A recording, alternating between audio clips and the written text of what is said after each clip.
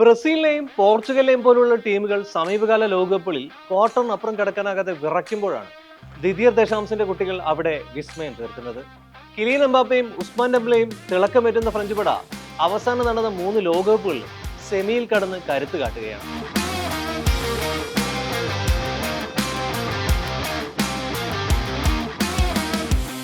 ബഹിരാഷ്ട്ര ടൂർണമെന്റുകളിൽ എങ്ങനെ കളിക്കണമെന്നത് ഫ്രാൻസിനെ കണ്ടു പഠിക്കണം. എത്ര ആധികാരികമായാണ് അവർ ഓരോ മത്സരങ്ങളും വിജയിച്ച് മുന്നേറുന്നത്. മുഴുവൻ ടീം അംഗങ്ങളുടെയും അച്ചടക്കത്തോടെയുള്ള കൂട്ടായ പരിശ്രമങ്ങളും സീനിയർ താരങ്ങളുടെ പരിചയ സമ്പത്തും ചേരുന്നതാണ് ഫ്രഞ്ച് ആക്രമണനിര.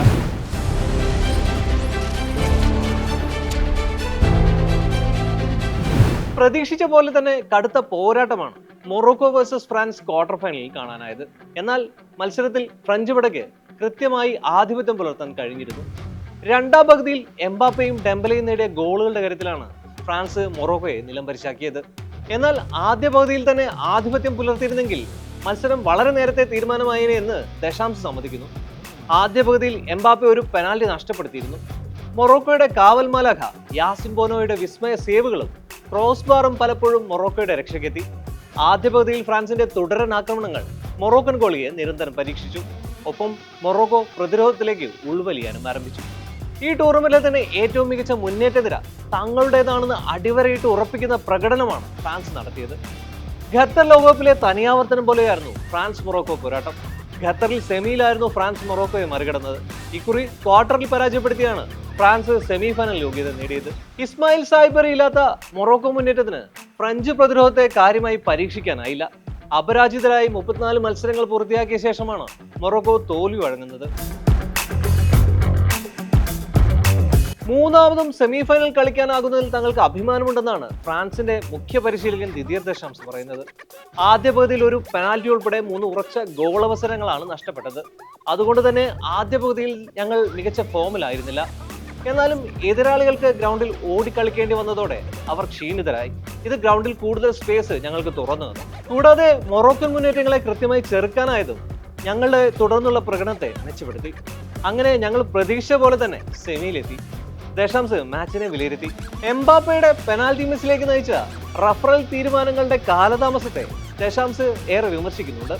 എംബാപ്പയ്ക്ക് ഈ കാലതാമസം ചില ടെൻഷനുകൾ സമ്മാനിച്ചിരിക്കാം. അപ്പോൾ വാർ റിവ്യൂവും ഫൗൾ റിവ്യൂവും ഒന്നിച്ചാണ് പരിശോധിച്ചിരുന്നത്. കിലിയൻ കിക്കെടുക്കാൻ തയ്യാറായിരുന്നു. കാലതാമസം അന്തരീക്ഷത്തിൽ ചില ആത്മസംഘർഷങ്ങൾ സൃഷ്ടിച്ചിരുന്നു. എന്നാൽ എംബാപ്പയുടെ പെനാൽറ്റി മിസ്സിൽ ഞാൻ കൂടുതൽ ഒഴിവുകഴിവുകൾ പറയാൻ ആഗ്രഹിക്കുന്നില്ല. എന്നാൽ അത് സുഖകരമായ സാഹചര്യമല്ലായിരുന്നു, ദശാംശ് പറഞ്ഞു നിർത്തി. അതേസമയം മൊറോക്കോ ടീമിനെ കുറിച്ചും ഫ്രഞ്ച് കോച്ചിന് നല്ല അഭിപ്രായമാണുള്ളത്. മുഹമ്മദ് വഹാബിയുടെ സ്റ്റാർട്ടിംഗ് ലൈനപ്പും സ്വാഭാവിക ഫോർവേഡുകളുടെ അഭാവവും തന്നെ അത്ഭുതപ്പെടുത്തിയെന്ന് ഫ്രഞ്ച് കോച്ച് സമ്മതിച്ചു. ഞങ്ങളുടേതുപോലെ തന്നെ മൊറോക്കോയിലും മികച്ച ക്വാളിറ്റിയുള്ള താരങ്ങളുണ്ട്. അവരുടെ പ്ലേയിങ് 11 കണ്ട് ഞാൻ അമ്പരന്നു പോയി. എന്തുകൊണ്ടാവും അവർ അങ്ങനെ ചെയ്തതെന്ന് എനിക്ക് മനസ്സിലായില്ല. പക്ഷേ മൊറോക്കൻ ടീമിൽ ധാരാളം ഫ്രഞ്ച് കളിക്കാരുണ്ട്. അവർക്കൊരു പ്രതിഭാധനരായ മികച്ച യുവനിരയുണ്ട്. ഹക്കീമി ഒഴികെ ടീമിലെ വളരെ കുറച്ചു പേർക്ക് മാത്രമേ 15ൽ കൂടുതൽ മത്സരങ്ങൾ കളിക്കാൻ കഴിഞ്ഞിട്ടുള്ളൂ. അവർക്ക് ശോഭനമായ ഭാവിയുണ്ടെന്നാണ് അത് കാണിക്കുന്നത്. ദശാംശ് ഇങ്ങനെ വിലയിരുത്തി.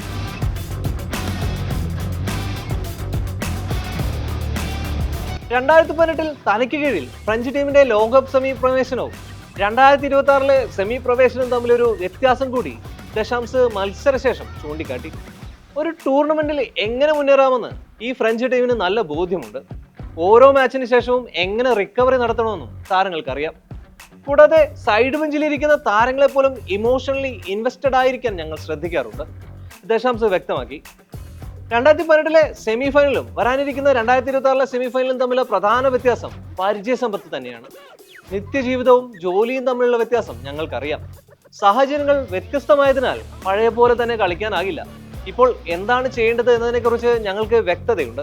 പ്ലേയിങ് 11 ഉണ്ടായാലും ഇല്ലെങ്കിലും ഈ സംഘത്തിലുള്ളവർക്ക് കൃത്യമായൊരു മെന്റാലിറ്റി ഉണ്ടായിരിക്കുക എന്നതാണ് ഏറ്റവും പ്രധാനപ്പെട്ട കാര്യം, ദശാംശം ചൂണ്ടിക്കാട്ടി. ഡെസിറേ ഡൗ, ബ്രാഡ്ലി ബാർക്കോള തുടങ്ങിയ യുവതാരങ്ങളെ അദ്ദേഹം പ്രത്യേകം എടുത്തു പറഞ്ഞു. പരിമിതമായ റോളുകൾ മാത്രമാണ് ഇവർ നിർവഹിക്കുന്നതെങ്കിലും മൊത്തം ടീമിനും ഇവർ നൽകുന്ന പിന്തുണയും സംഭാവനയും മഹത്തരമാണെന്നും ഫ്രാൻസിന്റെ ചാമ്പ്യൻ കോച്ച് പ്രശംസിക്കുന്നു. ഫ്രഞ്ച് ഗോൾ മെഷീനുകളായ എംബാപ്പയും ഉസ്മാൻ ഡെംബലെയും മിഡ്ഫീൽഡർ മൈക്കൽ ഒലീസയും എങ്ങനെ പ്രശംസിക്കാതിരിക്കും.